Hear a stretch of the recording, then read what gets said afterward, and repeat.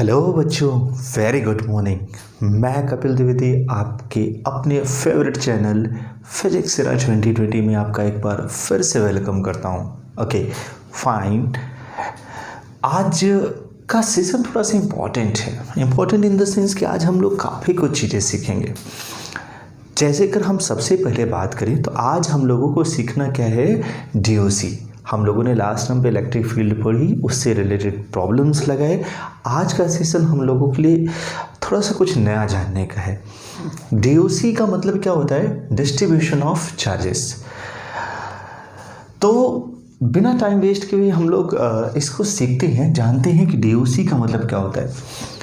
कुल मिला के अगर हम कहें मेरे बच्चे तो चार्ज का डिस्ट्रीब्यूशन, ऐसे समझो कि चार्ज को हम किसी कंडक्टर पर किन किन वे में कैसे कैसे कह सकते हो डिस्ट्रीब्यूट कर सकते हैं। एक एग्जांपल में समझाओ।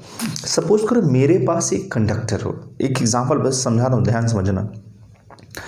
तो अगर मेरे पास एक कंडक्टर हो तो उसके ऊपर चार्ज अगर मैं छोड़ दूँ, 10 कूलम का चार्ज मान के चलो, ऐसे 10 कूलम का चार्ज अगर इस पर छोड़ दिया तो आपको पता है कि चार्ज इस कंडक्टिंग रॉड पर कितना दूर डिस्ट्रीब्यूट हो सकता है।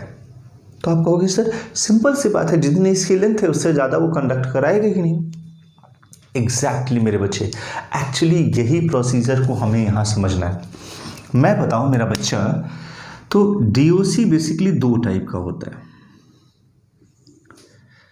डीओसी दो टाइप का होता है। कौन कौन? सीसीडी और दूसरा होता है डीसीडी। सीसीडी का मतलब होता है कंटिन्यूअस चार्ज डिस्ट्रीब्यूशन। क्या होता है?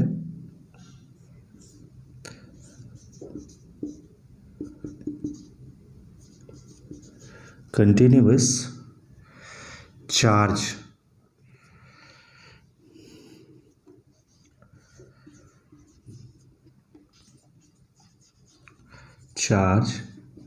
डिस्ट्रीब्यूशन।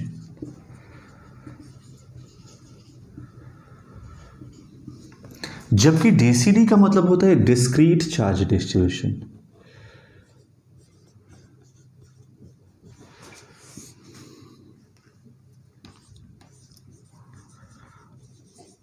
चार्ज डिस्ट्रीब्यूशन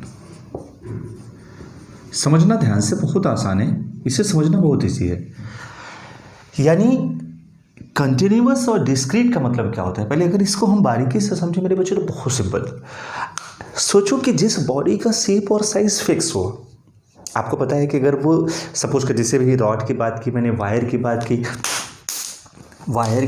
वायर या रॉड की बात की, तो मेरे कहने का मतलब सपोज करो एक इस मेटेलिक शीट हो और सपोज करो मेरे पास एक स्फेरिकल बॉल हो, आयरन स्फेरिकल बॉल या कैसे मेटेलिक स्फेरिकल बॉल हो। तो अगर किसी बॉडी का शेप और साइज फिक्स है, जैसे मैंने आपसे कहा था कि 10 कूलम का चार्ज अगर मैं छोड़ूँ इस पर तो कितना डिस्ट्रीब्यूट होगा, तो आपने कहा सर सिंपल, जितनी इसकी लेंथ होगी उतना डिस्ट्रीब्यूट होगा। ओके, एग्री करता हूँ मैं। अगर मैं कहता कि एक मेटेलिक सीट है, स्क्वायर सीट है, तो उस पर कितना होगा, तो आप कहोगे सर जितना उसकी एरिया होगी उस पर डिपेंड करेगा। यानी जब किसी बॉडी का शेप और साइज फिक्स हो, ठीक है, तो इस सिचुएशन में, इस कंडीशन में जो चार्ज का डिस्ट्रीब्यूशन होता है उसे हम लोग क्या कहते हैं, कंटिन्यूअस चार्ज डिस्ट्रीब्यूशन। लेकिन मेरे बच्चे, अगर यही मैं कहूं कि किसी बॉडी का शेप और साइज फिक्स नहीं है, मतलब अगर मैं कह दूं सपोज कर मेरे पास एक ऐसा ऑब्जेक्ट है, अब ना स्क्वायर में है ना रेक्टेंगल में है ना, मतलब आप कह सकते हो क्या इसका शेप और साइज फिक्स है? नहीं मेरे बच्चे, कि जब एक किसी बॉडी का शेप और साइज फिक्स नहीं होता, ऐसी दशा में अगर मुझे इसका चार्ज निकालना होता है तो उसके लिए हम लोग कहते हैं डिस्क्रीट चार्ज डिस्ट्रीब्यूशन। और मैं बताता हूँ वन बाय वन। सबसे पहले हम इन दोनों को डिस्कस कर दें। अगर हम लोग बात करें कंटिन्यूअस चार्ज डिस्ट्रीब्यूशन की, तो मेरे बच्चे इसके ना 3 पार्ट होते हैं।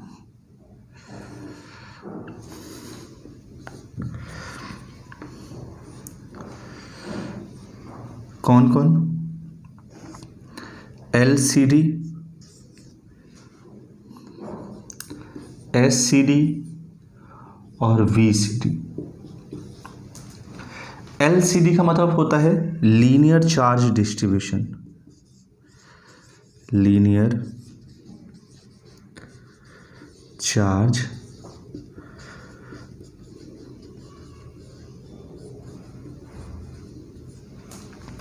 SCD का, इसे SCD भी कह सकते हो और इसे ACD भी कहा जाता है। SCD का मतलब होता है SCD सुपरफिशियल चार्ज डिस्ट्रीब्यूशन, या ACD का मतलब होता है एरिया चार्ज डिस्ट्रीब्यूशन। एक ही मतलब है।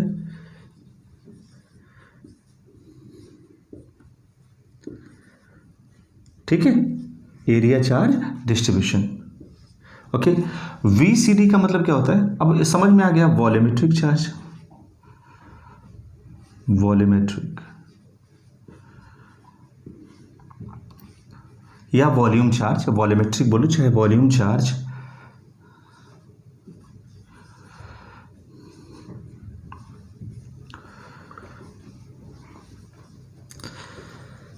समझना मेरे बच्चे, ये 3 तरीके का चार्ज डिस्ट्रीब्यूशन होता है। इसमें सिर्फ हम लोग क्वांटाइजेशन सीखते हैं।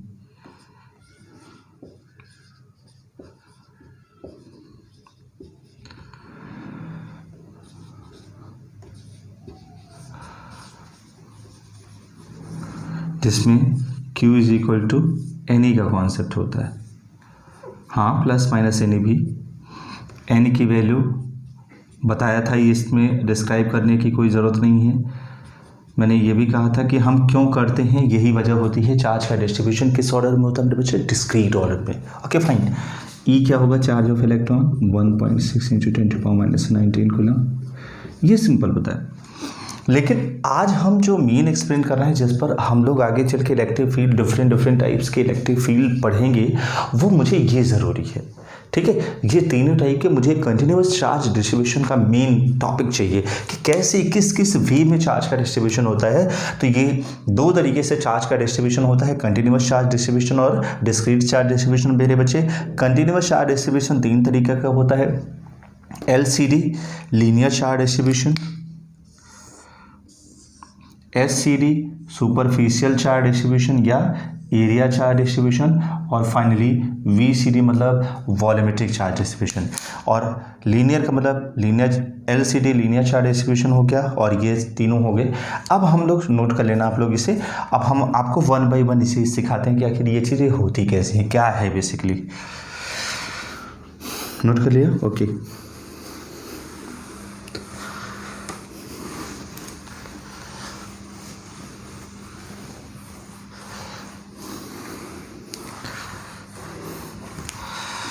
देखो बेटा, अगर हम लोग बात करें सबसे पहले LCD की, लीनियर चार्ज डिस्ट्रीब्यूशन। अब समझना इसको। सपोज करो मैंने कहा मेरे पास, मैं ऐसे समझा रहा हूं आपको, एक रॉड हो,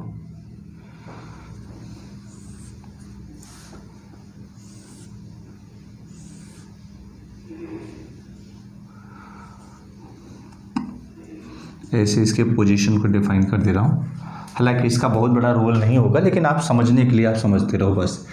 ठीक है मेरे बच्चा, हमने कहा इस पर मेरे बच्चे चार्ज का डिस्ट्रीब्यूशन है। ठीक है, खूब ढेर सारा इसे चार्ज डिस्ट्रीब्यूशन। मान लीजिए इस पूरे वायर की लेंथ कितनी हो गई, तो आपने कह दिया सर L हो गई। चलो, अगर मैं कहूँ सिर्फ इतने सेगमेंट में, सिर्फ इतने सेगमेंट, मतलब ये स्मॉल लेंथ DL, सिर्फ इतने में चार्ज कितना होगा, तो आप कहोगे सर सिंपल, अगर हम लोग बात करते हैं सिर्फ इतने के लिए, समझना मेरा बच्चा, इसका बहुत बड़ा रोल है। मैं तुझे सिखाऊंगा कि आखिर मैं ये सब चीज़ें बता क्यों रहा हूँ। ऐसा इसलिए क्योंकि जब आगे चल के आप डेरिवेशन करोगे और बड़े बड़े डेरिवेशन आपको मिलेंगे ना, तो इनका रोल बहुत बड़ा हो जाता है कि आखिर ये स्मॉल हम लेते क्यों हैं, पूरा वायर की पूरी लेंथ क्यों नहीं ले सकते हैं, स्मॉल ही लेने का क्या रीज़न होता है। तो ये आपको तभी पता चलेगा जब आप न्यूमेरिकल भी कह सकते हो, और जब आप इस पे डेरिवेशन करोगे बड़े बड़े तो जैसे मैंने आपसे इतने बोला कि एल लेंथ पर मैंने मान लिया कि चार्ज कितना था क्यू, इस पूरे पर चार्ज कितना है क्यू। तो अगर मैं एक किसी भी सपोज करो ये पूरा है, ये पूरी यहाँ से यहाँ तक की लेंथ है, राइट। अगर मैं कहता हूँ सिर्फ इतने में कितना चार्ज होगा, तो एक चीज़ मेरे बच्चे हमेशा लाइफ है याद रखना, मैं अगर आपसे कहूँ, बातें सीखना और समझना, अगर मैं आपसे कहूँ कि ये एक फाइनाइट लेंथ है कि इनफाइनाइट, तो नो डाउट आप कहोगे ये फाइनाइट लेंथ है। बिल्कुल आप सही सोच रहे हो, लेकिन मैं नहीं सोच रहा हूँ सही, ये गलत है। क्यों? क्योंकि मेरे बच्चे मैं आपको सबसे बड़ी बात बताऊं तो फाइनाइट और इनफाइनाइट जो लेंथ हम कंसीडर करते हैं ना, ये हमेशा रेस्पेक्टिव लेंथ होती है। मतलब कि आपके अकॉर्डिंगली ये फाइनाइट है। क्यों? क्योंकि आप इसे मेजरमेंट किस में कर रहे होगे, सेंटीमीटर में कर रहे होगे, मीटर में कर रहे होगे, फीट में कर रहे होगे, इंच में कर रहे होगे। लेकिन अगर यही मेजरमेंट सपोज करना, अगर यही मेजरमेंट मैं माइक्रोमीटर में करूं, यही मेजरमेंट मैं नैनोमीटर में करूं, यही मेजरमेंट मैं पिकोमीटर में करूं, तो आप देखोगे, आप फील करोगे, आप ऑब्जर्व करोगे कि यही लेंथ, यही इतनी डिस्टेंस, सिर्फ जो भी आपको फाइनाइट दिख रही है सिर्फ इतनी, ठीक, यही इनफाइनाइट हो जाएगी। तो मेरे बच्चे अगर मैं सबसे बड़ी बात बताऊं तो ये जो डिस्टेंस है, अगर मैं कह दूं ये स्मॉल है, बहुत छोटा सा डिस्टेंस है, तो नो डाउट आप कहोगे सर अगर बहुत छोटी सी लेंथ है, बहुत छोटा सा ये आप डिस्टेंस ले रहे हो, बहुत छोटा सा लेंथ ले रहे हो, तो नो डाउट इस पर चार्ज भी बहुत स्मॉल होगा, चार्ज भी बहुत स्मॉल होगा। यानी आपने कहा क्या कि वर्ड सुनना, चार्ज समझना is directly proportional to length of material या कंडक्टर या रॉड, ठीक, ये हुआ। यानी इस पर आपने कहा चार्ज भी स्मॉल है, यानी dq is directly proportional to dl। मेरा बच्चा प्रोपोर्शनल, जब ये प्रोपोर्शनल हटेगा तो एक प्रोपोर्शनलिटी कांस्टेंट आएगा यहाँ लैम्डा dl। इस लैम्डा की वैल्यू कहूँ तो ये क्या हो जाएगा dq/dl। मेरे बच्चे याद रखना, मैंने आपसे बोला ये एक प्रोपोर्शनलिटी कांस्टेंट है, इसका मतलब ये हुआ कि कहीं ना कहीं ये एक फिक्स वैल्यू है। यानी पूरे रॉड के लिए dq/dl की वैल्यू, पूरे रॉड के लिए dq/dl की वैल्यू, इस पूरे को कहा जाता है, इसे याद रखना, इसे कहा जाएगा चार्ज ग्रेडियंट। क्या कहा जाएगा? चार्ज ग्रेडियंट, ठीक। और ये लैम्डा को कहा जाता है लीनियर चार्ज डेंसिटी या coefficient of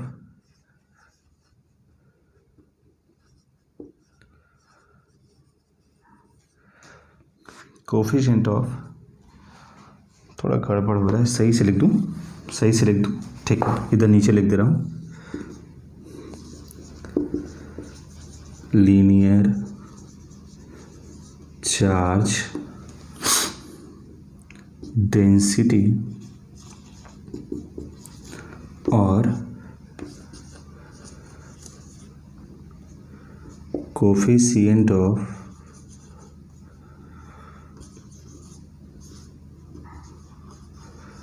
linear charge distribution, ठीक है। इसका मतलब ये हुआ कि ये लैम्डा की वैल्यू पूरे वायर के लिए, मतलब ये याद रखना, चार्ज पर यूनिट लेंथ, इसे ऐसे भी कहा जा सकता है। अगर हम इसे शॉर्ट फॉर्म में लिखें तो अगर आपसे कहे क्या सर लैम्डा इक्वल टू, हम पूरे को अगर कंसीडर कर लें, इसे कैपिटल एल मान लो, ज़्यादा बेहतर है, कि क्या ये q/l हो सकता है? हाँ बिल्कुल, क्यों नहीं हो जाएगा, बिल्कुल हो सकता है। लेकिन हम अगर स्मॉल सेगमेंट, चूँकि जब ये कहीं इस्तेमाल होगा, जब कहीं ये यूज़ होगा, तो इसे एक बहुत ही माइनर, बहुत छोटा सा डिस्टेंस मान के इसे कंसिडर किया जाता है और लिया भी जाएगा। इस वजह से हम लोग इसे इंस्टेंटेनियस वैल्यू के टर्म्स में हम लोग हमेशा इंक्लूड करेंगे, लेकिन बेसिकली लैम्डा क्या है एक प्रकार का, तो चार्ज पर यूनिट लेंथ है। क्या है लैम्डा। अगर कोई आपसे पूछे what is linear charge density, अगर आपसे पूछे कि कोई लीनियर चार्ज डेंसिटी क्या क्या होगा, तो आप कहोगे sir simply it is charge per unit length. यानी कहीं ना कहीं इसकी जो यूनिट होगी लैम्डा की, समझना ये डिपेंड किस पर करेगी, तो आपने कहा चार्ज कूलम पर मीटर या कूलम मीटर इनवर्स। डायमेंशन क्या होगा,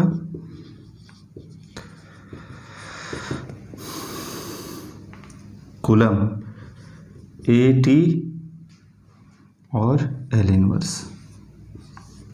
खैर, तो मेरे कहने का मतलब बच्चे एक सिंपल सी बात है, मैंने कुछ नया चीज़ नहीं बताया आपको, सिंपली ऐसे समझा दिया कि लेंथ पर डिपेंड करेगा क्या, चार्ज। तो charge is directly proportional to length of the rod, और DQ अगर स्मॉल लेंथ है तो नो डाउट स्मॉल चार्ज होगा।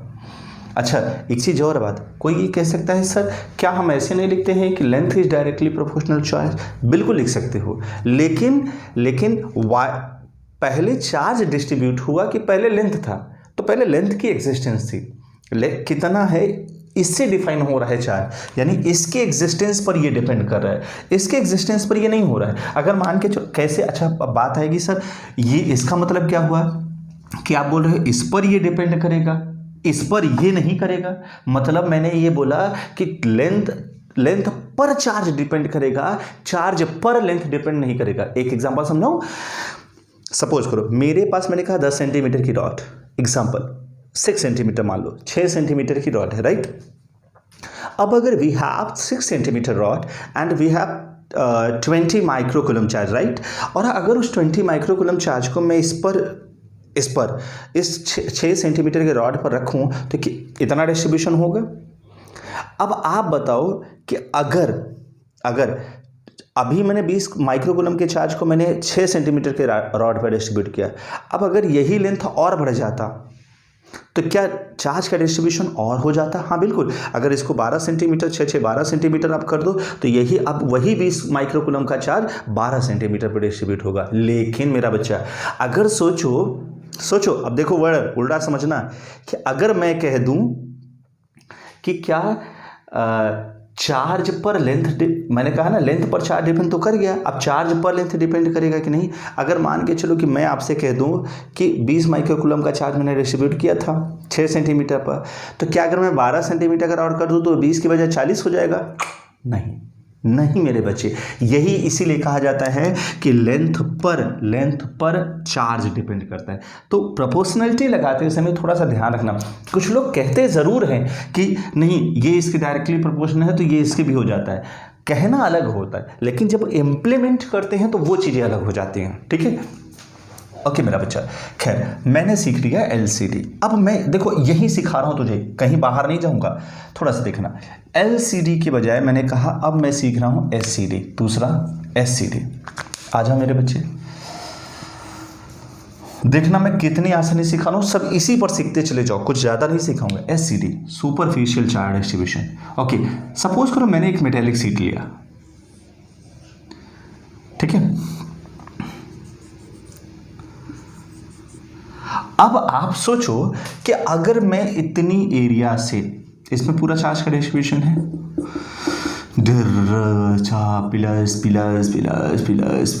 प्लस, अरे माइनस भी हो सकता है, माइनस भी लगा दो तो कोई दिक्कत नहीं, फिर प्लस मत लगाना, एक ही चार्ज रखना, आइसोलेटेड चार्ज, ठीक है। Okay very good. अगर मैं आपसे कहूँ मेरा बच्चा कि मैंने एक छोटी सी एरिया अज्यूम की लाइक दिस, ये पूरी एरिया A, इस पर चार्ज Q, ये छोटी सी एरिया इसे मैंने मान लिया DA, स्मॉल एरिया। अरे कुछ लोग S भी मानते हैं, DS भी मानते हैं, कुछ भी करो भाई, काम की बात सीखो, जो समझना है मेरी बात बहुत आसान। देखो अगर मैं इस एरिया की बात करूँ, नाउ सेम हियर, अभी तक चार्ज लेंथ पर डिपेंड कर रहा था, अब यही चार्ज किस पर डिपेंड करेगा? लेंथ ऑफ रॉड की जगह हो जाएगा क्या मेरा बच्चा? Area of sheet. शिट, यानी D Q is directly proportional to मेरे बच्चे क्या हो गया, डी। सिंपल यार, मैं कुछ कर ही नहीं रहा। देखो लैम्डा की जगह यहां प्रोपोर्शनलिटी कांस्टेंट क्या आ जाएगा, सिग्मा। क्या आएगा, सिग्मा। क्या आएगा, इसे कहते हैं सिग्मा। Sigma, okay. तो ये हो जाएगा sigma is equal to d Q by D A. अब इसे चार्ज ग्रेडियंट नहीं कहेंगे, डोंट वरी, वो सिर्फ D Q by D L के लिए था, ठीक है। सिग्मा को कहते हैं, जैसे वहां लीनियर चार्ज डेंसिटी था मेरे बच्चे, तो इसे कहते हैं एरिया चार्ज डेंसिटी। क्या कहेंगे, एरिया चार्ज डेंसिटी या coefficient of area charge distribution. देखो मैंने क्या कहा, आप कहोगे सर बड़ा आसान है, आप तो बढ़िया रफ करके कर लिए, हम कैसे करेंगे, तो आपको नोट करना पड़ेगा। हाँ, आपके लिए कोई ये चीज़ नहीं है, ठीक है। खैर ये सिग्मा, ठीक है मेरा बच्चा। सिग्मा की सॉरी डी की बाई सिग्मा की यूनिट क्या होगी मेरे बच्चे, इसमें ये बना दूँ, हाँ मिस्टेक ना हो। सिग्मा की यूनिट क्या हो जाएगी, तो सिग्मा की यूनिट होगी एरिया स्क्वायर, ठीक है, पावर -2। Very good. सोच कितना आसान है, कितना आसान है, कितना सिंपल है। मैंने कुछ नया किया क्या, नहीं, वहाँ चार्ज लेंथ पे डिपेंड करा, तो यहाँ चार्ज एरिया पे डिपेंड किया। D Q is directly proportional to D A, D Q equal to sigma A, sigma equal to क्या हो जाएगा, D Q by D A. Charge per unit area, word सुनना, charge per unit area, area is known as क्या, is known as superficial charge, sorry linear charge density की जगह area charge density, right, okay very good. अच्छा चलो बेटा, superficial की जगह क्या हो जाएगा, अब हम कह रहे हैं वॉल्यूमेट्रिक चार्ज डिस्ट्रीब्यूशन। तो अब आप तो समझ गए होगे, मेरे को बिना बताए आप समझ गए होगे कि अब मैं क्या करने वाला हूँ। सोचो, नोट कर लिया ना, नोट कर लिया, ओके। सुनना मेरे बच्चा, तुम कहो कि वारे वाह सर आप तो बड़े चतुर हैं, काम कर लिए इतना, ठीक है। सोचो मैंने क्या किया,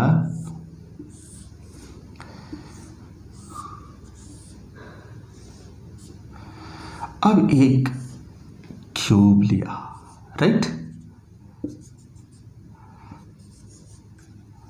मेरा बच्चा, अब मैंने क्या लिया, क्यूब।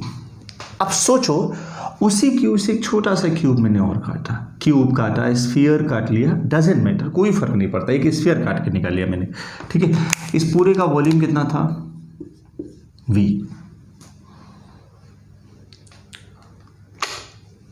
लेकिन अगर हम आइसोलेटेड ले रहे हैं तो हम आइसोलेटेड ही कट करें, ज़्यादा बेहतर है, ठीक है, जिससे आपको समझने में भी आसानी हो। क्योंकि पता लगा हम स्फीयर, स्मॉल तो स्फीयर ले रहे हैं और बड़े में हम क्यूब में पहुंच जाए तो लोअर लिमिट अपर लिमिट वहाँ वेरिएट करने में थोड़ा सा दिक्कत होगी। इस वजह से बेहतर है कि आप एक छोटा सा क्यूब मान लो, ठीक है। हाँ, ये भी कह सकते हो कि एक बड़ा सा स्फीयर लेके छोटा सा स्फीयर ले लो, कोई दिक्कत नहीं है। चलो एक छोटा सा क्यूब मैंने मान लिया, मैंने कट किया जब ये छोटा सा क्यूब, खैर सब पर चार्ज था, चार्ज क्यूब था, राइट बेटा।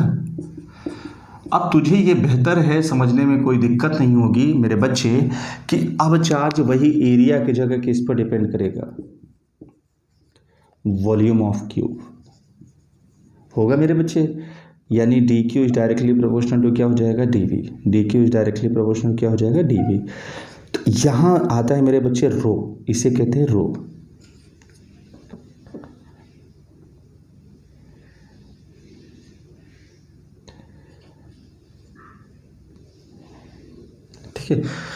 रो क्या हो जाएगा मेरा बच्चा, तो ये हो जाएगा charge per unit volume, charge per unit volume. ये भी कांस्टेंट है, ये भी कांस्टेंट है, यानी सारे के सारे प्रोपोर्शनलिटी कांस्टेंट किस पर डिपेंड करेंगे, charge per unit respective distribution.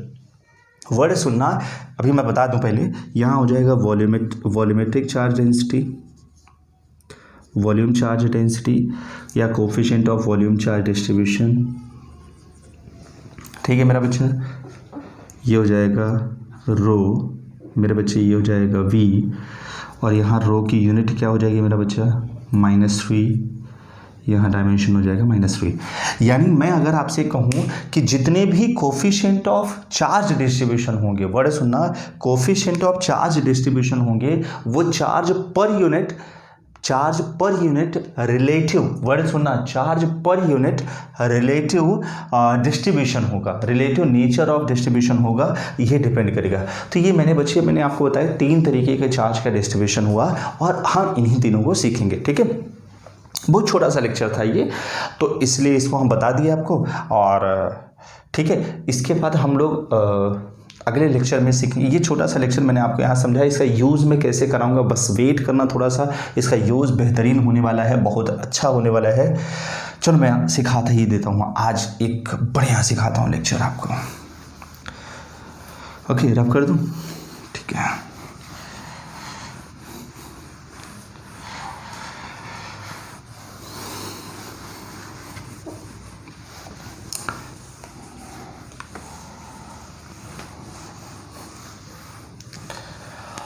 चलिए, आज हम आपको सिखाते हैं इसका पहला एप्लीकेशन डीओसी का। लेकिन मेन इम्पॉर्टेंट बात जो यहाँ पे है वो है क्या, हम लोग यहाँ पे सीखेंगे क्या। अच्छा चलिए, केस पहला हम बताने जा रहे हैं, इलेक्ट्रिक फील्ड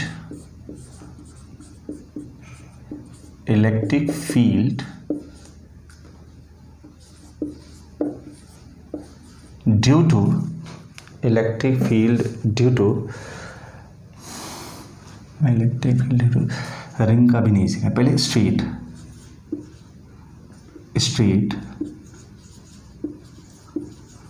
चार्ज्ड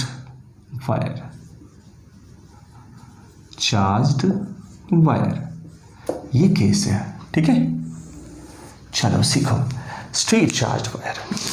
अब सोचो, ध्यान समझो, ऐसे कि मेरे पास एक वायर हो, एक रॉड हो, कुछ भी समझ लो, व्हाटएवर, कुछ भी समझो, एक रॉड हो, इस पर चार्ज का डिस्ट्रीब्यूशन है, डिस्ट्रीब्यूट होने दो, कोई फर्क नहीं पड़ता। अगर मैं कहूँ इस चार्ज से इस डिस्टेंस पर, इतने डिस्टेंस पर इस पर चार्ज का डिस्ट्रीब्यूशन है, इतने डिस्टेंस पर, सिर्फ इतने डिस्टेंस की बात करूँ, मेरा बच्चा बहुत ध्यान से सीखना और समझना कि सिर्फ इतने डिस्टेंस पर इस पॉइंट पर इलेक्ट्रिक फील्ड क्या होगा। तो इसके मैं कम से कम ना कुछ तो 4, 5, 6 के सिखाऊंगा। ठीक है, इसलिए ध्यान से सीखना, समझना। अगर मैं आपसे कहा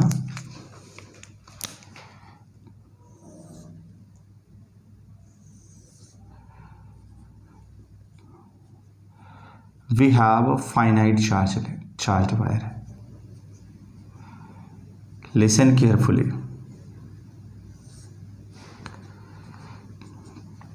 ठीक है, काम की बात सीखना बच्चे, मैं आपको एक बहुत बेहतरीन चीज़ सिखा रहा हूँ, ध्यान से सीखना।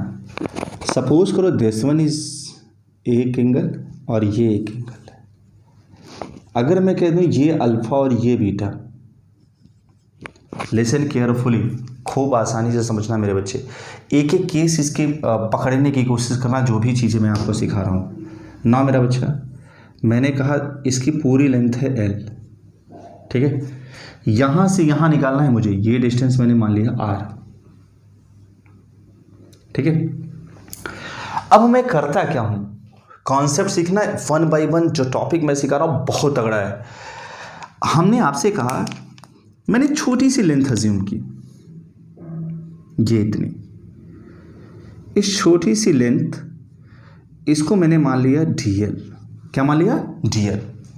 ये ओरिजिन है यहाँ तक, इसे O मान लो, और यहाँ से इसकी लेंथ, इस छोटे से पोर्शन की लेंथ मैंने मान लिया कुछ भी L, स्मॉल l।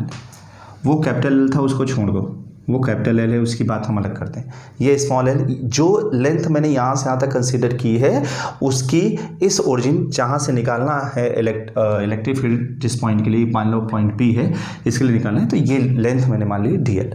सुनना मेरा बच्चा, इसको मैंने इसे ज्वाइन किया, ये एंगल, ये एंगल कुछ भी मैंने मान लिया एज, समझ लो थीटा। कितना मान लिया? थीटा। सुनना मेरे बच्चे, अगर मैं तुझे से कहूं मेरा बेटा कि ये जो डिस्टेंस है, क्या ये डिस्टेंस जैसे जैसे इस एंड पर आऊँ, इसे मैं XY मान लूँ, क्या कोई फर्क नहीं पड़ता, या इसे वाई वाई डैश कर लो, ठीक है, कोई फर्क नहीं पड़ता। तो अगर मैं आपसे ये कह दूं कि क्या ये वाली जो लेंथ है ये जैसे जैसे इधर की ओर पहुंचेगी तो क्या ये वेरी होगी, और जैसे जैसे नीचे आएगी तो भी वेरी होगी? हाँ बिल्कुल होगी सर, क्योंकि देखो जैसे जैसे नीचे आएगी तो ये लाइन बड़ी होती चली जाएगी, जैसे जैसे ये ऊपर जाएगी वैसे ही लाइन छोटी होती चली जाएगी, अब फिर ऊपर जाएगी फिर बड़ी होती जाएगी। तो मेरे कहने का मतलब कहीं ना कहीं आपके दिमाग में आया सर ये लेंथ वेरिएबल है। हाँ बिल्कुल है, बिल्कुल है, ठीक है। अब सीखो और समझो जो चीज़ मैं आपको बताने जा रहा हूँ। अगर मैं कह दूँ इस छोटे से स्मॉल सेगमेंट पे चार्ज कितना होगा, तो आपने बोला सर स्मॉल लेंथ है, नो डाउट चार्ज भी स्मॉल होगा। चार्ज स्मॉल होगा तो इसकी वजह से इस पॉइंट पर इलेक्ट्रिक फील्ड कैसी होगी? अब बात आई, काम की बात सीखो। हमने कहा कि इसकी वजह से इलेक्ट्रिक फील्ड यहाँ पे कितनी होगी, तो आपने कहा सर ये भी थीटा तो ये भी थीटा, तो ये चार्ज स्मॉल है तो इसकी इलेक्ट्रिक फील्ड डी ई हो जाएगी स्मॉल, तो ये वाला कंपोनेंट क्या हो जाएगा, डी ई कॉस थीटा, जबकि ये वाला कंपोनेंट क्या हो जाएगा, D E sine theta.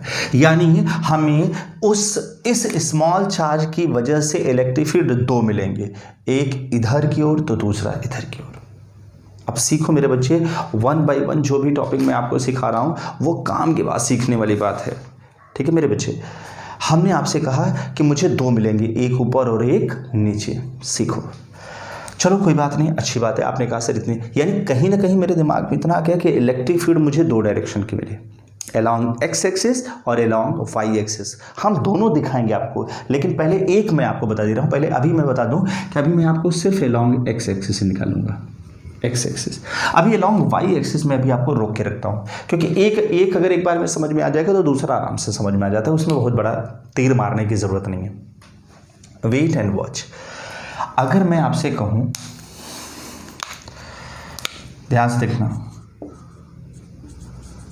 Small electric field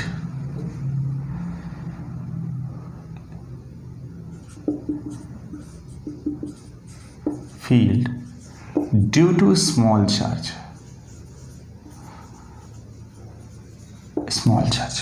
सीखना मेरे बच्चे। तो DE क्या हो जाएगा, DE is equal to X, और small charge along X axis, ये भी लिख दूं अलॉन्ग एक्स एक्सिस। थोड़ा सा लंबा डेरिवेशन, इसलिए बारीकी से निगाहें बोर्ड पर जमाए रखिए, अलॉन्ग एक्स एक्सिस, ठीक है मेरा बच्चा। तो DE इज इक्वल टू क्या हो जाएगा, तो K DQ, चार्ज स्मॉल हो गया, DQ बाई ये वाली सेपरेशन। अब अगर इसे मैं O डैश मान लूँ तो क्या हो जाएगा, O डैश P का स्क्वायर।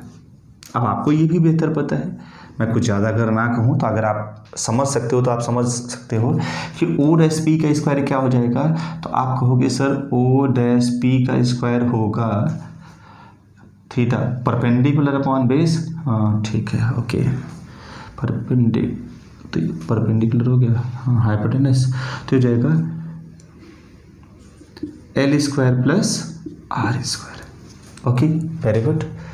यहाँ मैं रख सकता हूँ DE एक्स एक्सिस पर K DQ को क्या मैं लैम्डा DL भी लिख सकता हूँ? हाँ बिल्कुल लिख सकते हैं सर, क्यों नहीं। मैंने बोला कि अगर ऐसा है तो आराम से लिखा जा सकता है कि lambda DL। Okay very good, अच्छी बात है। तो मैंने लिख दिया लैम्डा DL, इससे बड़ी राह आसान हो जाएगी, L square plus R square. कोई दिक्कत नहीं है, कोई परेशानी नहीं है, बिल्कुल परेशान मत होना, बस छोटी छोटी चीज़ें सीखते चलना। ओके ना, आ जाओ। अगर मैं आपसे, ये स्मॉल इलेक्ट्रिक फील्ड हुआ, ये बात एकदम जहन में बैठी रहे, भूलना नहीं चाहिए, बिल्कुल किसी भी कंडीशन में आपको भूलना नहीं चाहिए। ओके ना मेरे बच्चे, अगर मैं कहूँ now total electric field along x axis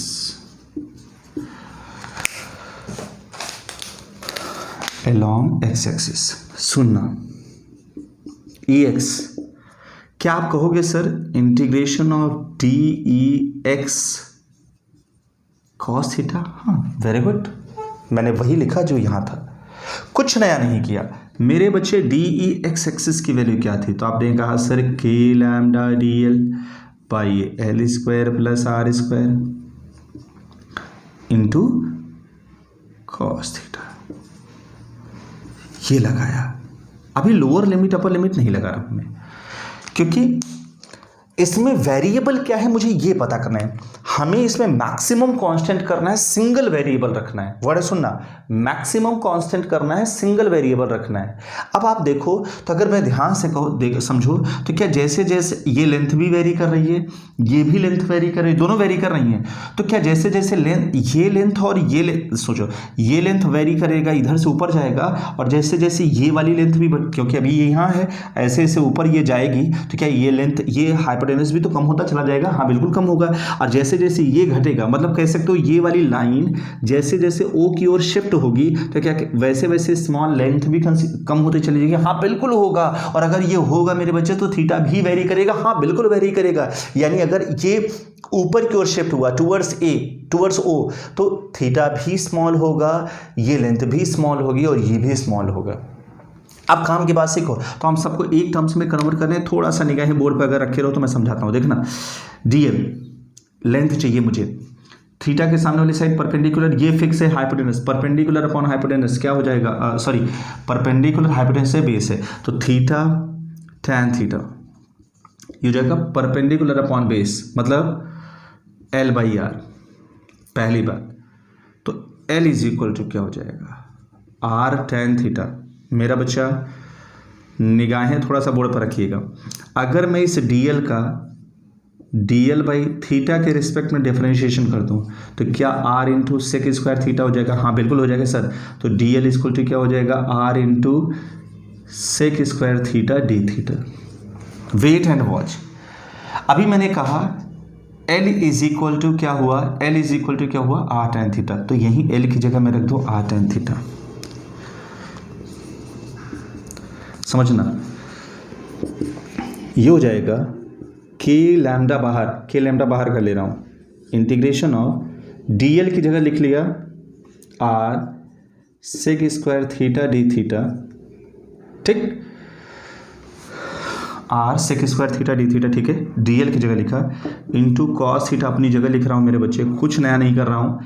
L की जगह क्या लिख रहा हूँ, r tan थीटा। तो यहाँ क्या हो जाएगा, r square tan square theta plus r square. अब थीटा आ गया। थीटा मिनिमम कितना है, अल्फा, मैक्सिमम कितना है, बीटा। तो मैं क्या अल्फा इज टू बीटा ले सकता हूँ? क्या इसे मैं माइनस अल्फा लिख सकता हूँ? हाँ बिल्कुल लिख सकता हूँ माइनस अल्फा। क्यों नहीं हो सकता? क्योंकि वो ओरिजिन के डाउनवर्ड डायरेक्शन में है, तो माइनस अल्फा लिखा जा सकता है। वेरी गुड, बहुत अच्छी बात है। ध्यान से समझते रहना, निगाहें बोर्ड पर रखे रहना मेरा बच्चा, कुछ नहीं हो रहा है। सोचो क्या आ रहा है, के लैम्डा। हाँ रामलाल, देखो बेटा सुनो, के लैम्डा क्या कॉमन, इंटीग्रेशन ऑफ, मेरा बच्चा क्या मैं अगर यही कहूं आर स्क्वायर कॉमन हो जाएगा क्या? अगर आर स्क्वायर कॉमन हो जाएगा तो आर स्क्वायर से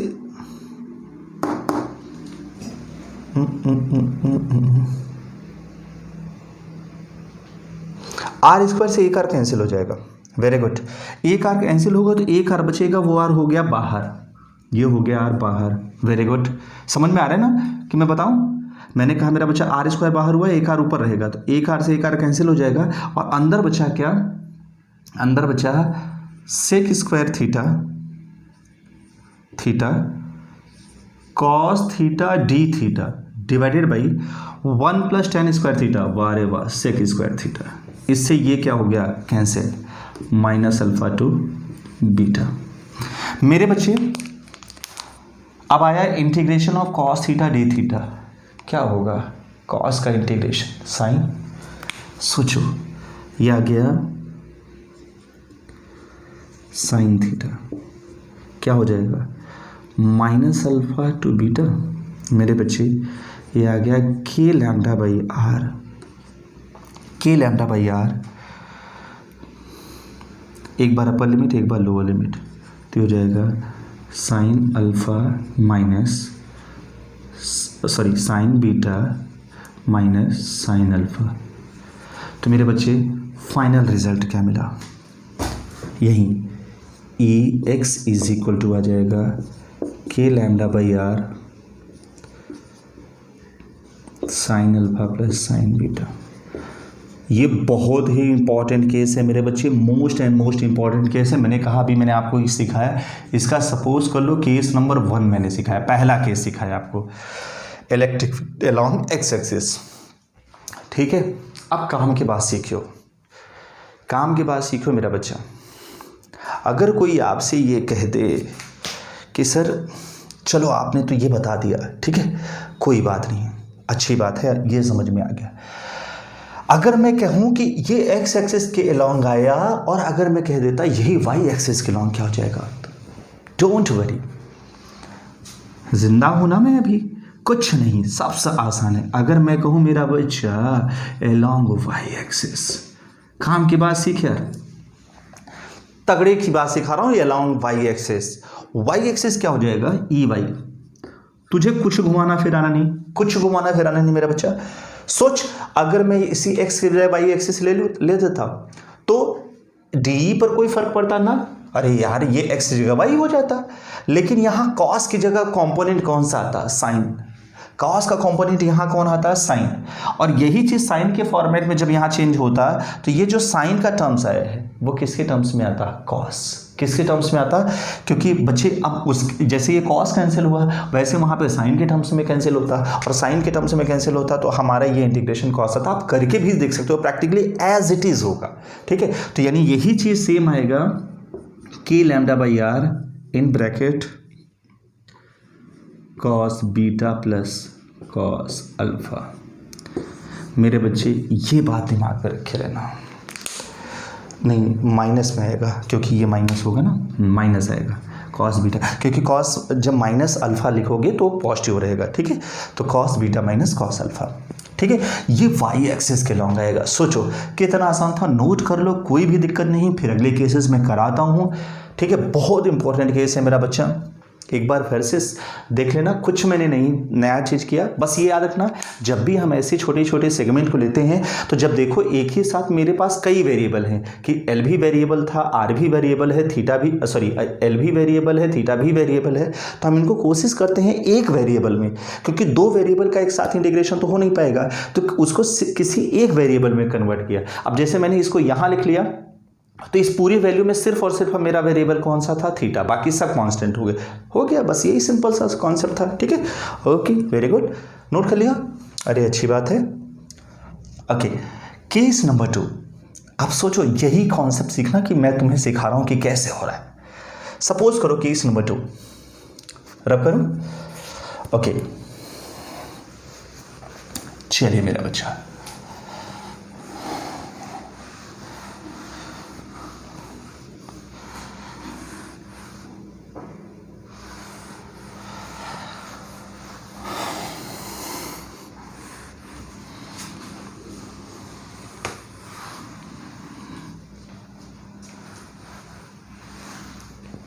देखिए केस नंबर 2,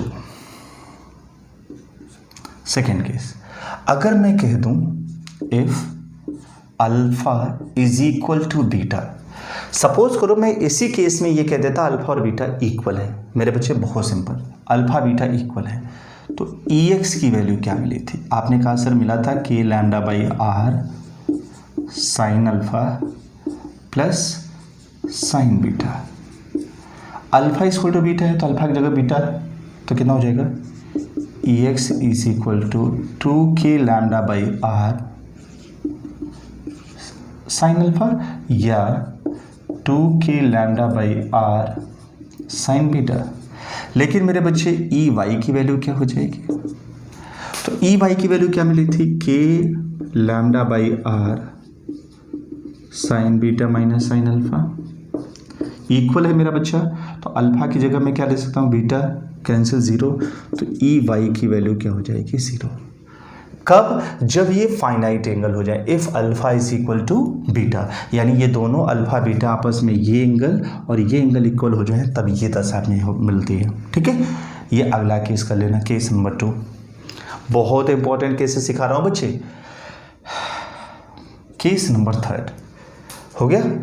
अरे बहुत ईजी यार, बहुत ईजी है। अब सोचो मेरे बच्चे, अगर मैं आपसे ये कह दूं, यही सीखना, मैं कुछ तुझे और नहीं ले जा रहा हूं, कहीं नहीं ले जा रहा हूं, बस ये सीखो कि सपोज करो वही पॉजिटिव चार्ज वायर थोड़ा सा अलग से करके सिखाता हूं मेरे बच्चा, बहुत सिंपल, ठीक है। अब अगर केस नंबर थर्ड मैं आपसे ये कह दूं कि इफ, समझना मेरे बच्चे कि ये हेड और ये हेड दोनों, ठीक है, अल्फा, ये हेड भी इनफाइनाइट हो जाए और ये हेड भी इनफाइनाइट हो जाए, उस दशा में क्या होगा? उस दशा में आप ये देखोगे कि सर ये बीटा भी 90 डिग्री हो जाएगा और अल्फा भी 90 डिग्री हो जाएगा। मेरे बच्चे सीखो कि अगर ऐसा हुआ तो इफ बोथ एंड